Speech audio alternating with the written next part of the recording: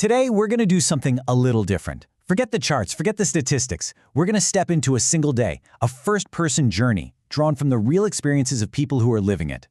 And it all starts right here, with this one simple sentence. There's no gentle waking, no snooze button on an alarm clock, just the immediate, cold shock of reality.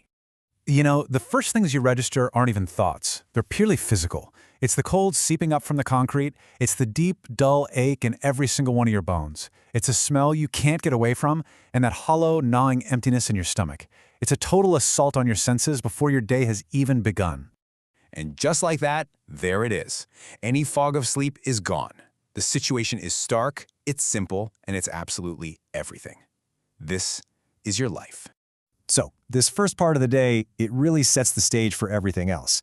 For you, the morning isn't some kind of fresh start. It's an immediate, exhausting battle against becoming a ghost in your own city. And right away, you notice the two separate worlds. You see their day. It's all about moving forward, going to jobs, meetings, appointments. But your day is about just trying to stand still, consumed by worry.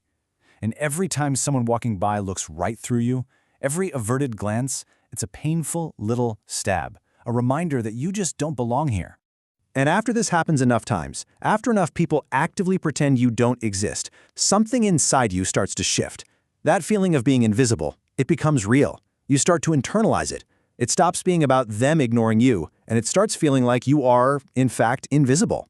So as that feeling of just not being there really sinks in, the day's main objective takes over everything else. The desperate, exhausting hunt for the absolute basics. This simple number, it says it all.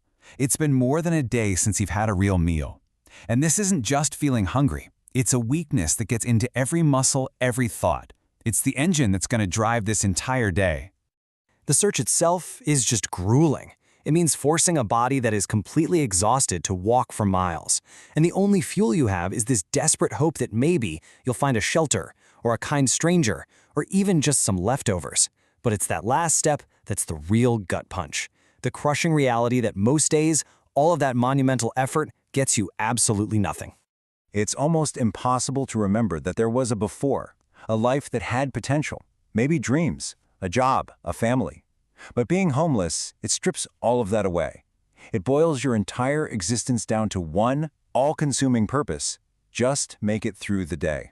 And that transformation is so complete, so total, that when you catch your own reflection in a dirty, broken piece of glass, you don't even recognize yourself. The person staring back at you is a stranger, a survivor, but not the person you used to be.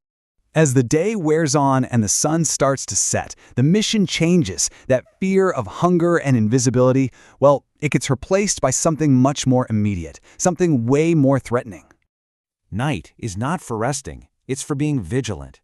Every dark corner, every shadow holds a potential threat. Out here, being constantly on alert isn't paranoia, it's just the baseline. It's how you stay alive. And tonight, it gets worse. As the sun goes down, a new kind of fear kicks in, and then the rain starts. And when you have no shelter, rain isn't just an inconvenience, it's a soul-crushing event. You're cold, you're soaked to the bone, you're completely exposed. And that's it. That's the breaking point. This is a moment of absolute, total isolation.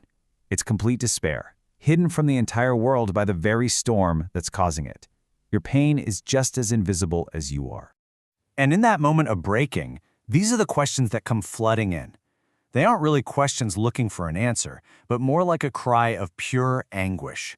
A complete failure to understand how a life could unravel this badly. But then, right at this absolute lowest point, the narrative shifts. Something completely, totally unexpected happens. Just that.